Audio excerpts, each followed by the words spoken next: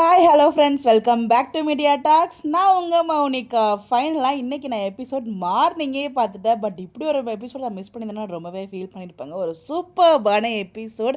Wow, what a episode. வீக்காக சீனில் இருந்தாலே போதும், அதாவது அந்த ஸ்க்ரீனில் ப்ரெசன்ஸ் இருந்தாலே போதும், நம்ம அப்படியே சாஞ்சிரும், ஃப்ளாட் ஆகிடும். பட் இன்றைக்கி ஒரே படம் நம்மளை சாய்ச்சிட்டாங்கப்பா. உண்மையிலே இன்றைக்கி எபிசோட் ரொம்ப சூப்பராக இருந்துச்சு. ஸ்டார்டிங்கில் வந்து பார்த்திங்கன்னா அவங்க சீனில் இருந்துச்சு, நம்ம தனியாக பேசுவோம். பட் இந்த வீடியோவில் ஃபுல் அண்ட் ஃபுல் நம்ம வீக்காவோட டிஸ்கஷன் மட்டும்தான் இருக்க போகுது. ரொம்ப அழகான ஒரு கான்வர்சேஷன். அழகுன்னு சொல்ல முடியாது, நம்ம எல்லாரும் எதிர்பார்த்துட்டு இருந்தது இந்த மாதிரி ஒரு சீன் தான். அதை ரொம்ப அழகாக வந்து டீம் கொண்டு வந்திருந்தாங்க. அது எனக்கு ரொம்பவே பிடிச்சிருந்துச்சு.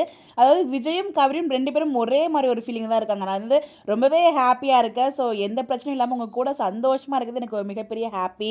அது தீபாவளி செலிப்ரேஷன் பண்ண போகிறோம் அப்படின்னு சொல்லிட்டு அவங்க ஒரு பக்கம் ஹாப்பி அதிர்ஷ்டம் எல்லாம் சாப்பிட்டுட்டு இருக்காங்க. இந்த பக்கம் நம்ம விஜய் வந்து பார்த்தீங்கன்னா இப்போல்லாம் என் வாழ்க்கையில் நடக்கும்னு எதிர்பார்க்கவே இல்லை.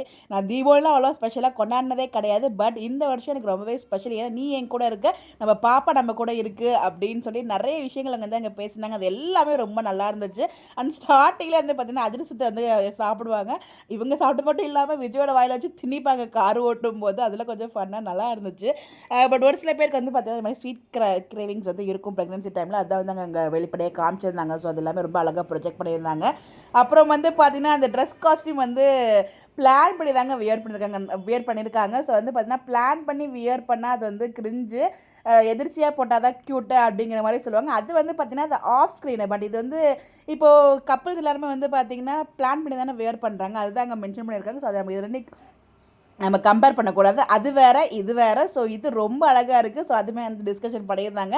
ரெண்டு பேரும் சேர்ந்து ஒரே மாதிரி காஸ்ட்யூம் இதெல்லாம் இல்லைங்க. அடுத்த வருஷம், அதாவது இந்த வருஷம் வந்து நம்ம கூட வைத்த பாப்பா இருக்குது, அடுத்த வருஷம் வந்து வெளியில் நம்ம கூட வந்துடும். 7 மாதம் வர பாப்பா பிறந்து 7 மாதம் இருக்கும். அது வந்து நம்ம எப்படி பார்க்கும், குப்பரைப்படுத்தி நம்மளை எட்டி பார்க்கும். ஸோ அந்த டிஸ்கஷன்லாம் பண்ணும்போது எனக்கு பேக்ரவுண்டில் நம்ம வீக்காக ஒரு குழந்தை இருந்தால் அந்த குழந்தை என்னெல்லாம் பண்ணுமோ எனக்கு மைண்டில் ஓடிட்டே இருந்துச்சு.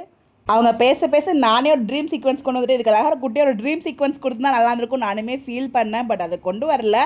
கொடுத்துருந்தா இன்னும் நல்லா இருந்திருக்கும். பட் டீம் இதெல்லாம் எதிர்பார்க்க முடியுமா? இதுவே எதிர்பார்த்து இது நடக்கிறதே எங்களுக்குலாம் வந்து ஒரு ட்ரீம் மாதிரி தான் இருக்குது. இதுவே எங்களோட ட்ரீம் தான் இப்போ நடந்துட்டு இருக்குது பார்த்தீங்களா? அப்போ எப்படி நம்ம ட்ரீம் சீக்வன்ஸ் எதிர்பார்க்க முடியும்? ஸோ நம்மளே ட்ரீம் அசீம் பண்ணிக்க வேண்டியதான். நான் அப்படி தான் ஃபீல் பண்ணேன். ஸோ ரெண்டு பேரும் குழந்தை பிறக்கிற மாதிரி அதில் விட அவங்க ரெண்டு பேரும் பட்டு புடவை, பட்டு வச்சு சட்டை, பாப்பாவுக்கு பட்டு புடவைங்கும் போது நான் ஒரு குழந்தைக்கு ஒரு பட்டு பாவாடை போட்டு நான் இமேஜினேஷனுக்கு போயிட்டேன். ரொம்ப அழகாக இருந்துச்சு. அதாவது இதுவரை என் லைஃப்பில் நடக்குமான்னு எதிர்பார்க்கல, இதில் ரொம்ப நாள் எதிர்பார்த்துட்டு இருந்தேன் அப்படின்னு சொல்லி விஜய் ஒரு கான்வர்சேஷன் வச்சிருப்பாரு. நீங்கள் மட்டும் இல்லை விஜய், நாங்களும் அதை தான் எதிர்பார்த்துட்டு இருந்தோம். நீங்கள் சொன்னீங்க இல்லையா இது எல்லாமே கடவுளுக்கு காலையில் கேட்டுடுச்சு அப்படின்னு சொல்லிட்டு, அந்த கடவுள் வேறு யாரும் இல்லை, நீங்கள் சொல்லுவீங்களே பகவான் பகவான், அந்த பிரவீன் மன்னர் சார் காதலையும் விஜய் டிவி டீம் காதலையும் விழுந்திருக்கு. ஸோ அதனால தான் ஒரு அழகான எபிசோட் கொண்டு வந்திருந்தாங்க. ரொம்பவே நல்லா இருந்துச்சு. எனக்கு எபிசோட் கிட்டத்தட்ட 12 மினிட்ஸ் நம்ம வீக்காக தான் வந்து இருந்தாங்க. ஸோ வீக்கா வித் அந்த ரெட் கார் எவ்வளோ மெமரிஸ் இருந்தாலும் இன்னைக்கு எபிசோட் ரொம்ப அழகாக இருந்துச்சு. நேற்று ப்ரிவ்யூ வந்து பார்த்தீங்கன்னா கடைசியில் தாங்க வந்துச்சு. கடைசியாக வந்து ரொம்ப ஹாப்பியாக வந்து பார்த்தீங்கன்னா முத்த கொடுப்பாங்க. ஸோ குழந்தை வந்து பார்த்தீங்கன்னா ரெண்டு பேரும் தனியாக சீக்ரெட் பேசுகிற மாதிரி. ஸோ நிறைய விஷயங்கள் வந்து அந்த குழந்தையோட டிஸ்கஸ் பண்ணது இந்த மாதிரி தான் நம்ம எதிர்பார்த்தோம். ஸோ இப்போலாம் வந்து விஜய் காவிரிக்குள்ளே அந்த கான்வர்சேஷனே இல்லையே அப்படிங்கிற மாதிரி. அதுக்கப்புறம் நாங்கள் சீக்கிரமாக வந்து ஒரு ஃபாஸ்ட்டாக இந்த 7 மாதம் அந்த 4 மாதமும் மூவ் ஆனால் ரொம்பவே ஹாப்பியாக இருக்குன்னு சொல்லும்போது நானே பயந்துட்டு இருக்கேன் டெலிவரி நினச்சி, நீங்கள் வேறு அப்படிங்கும்போது அப்போ விஜய் அழகாக போயிட்டு அம்மாவுக்கு எந்த கஷ்டமும் கொடுக்காம வெளியே வந்துடணும் அப்படின்னு சொன்னது. ஸோ எல்லா டைலாகுமே ரொம்ப நல்லா இருந்துச்சுங்க. ஸோ ரெண்டு பேரோட டைலாகுமே ரொம்ப நல்லா இருந்துச்சு. எங்களோட பல நாள் கனவு இன்றைக்கி நிறைவேறி இருக்குது. ரொம்ப ஹாப்பியாக இருக்குது. ஸோ இன்றைக்கி எபிசோட் பார்த்துட்டு எல்லோரும் எப்படி இருந்துச்சு சொல்லி கமெண்ட் பண்ணுங்கள். நான் ரொம்ப ஹாப்பியாக ஃபீல் பண்ணேன். அவங்களோட இன்னைக்கு கான்வர்சேஷனில் எதை பேசுறது எதை விடுறதுனே தெரியல, எல்லாமே அவ்வளோ இம்பார்ட்டண்ட்டாக இருந்துச்சு. ஸோ எனக்கு ரொம்ப பிடிச்சிருந்துச்சு.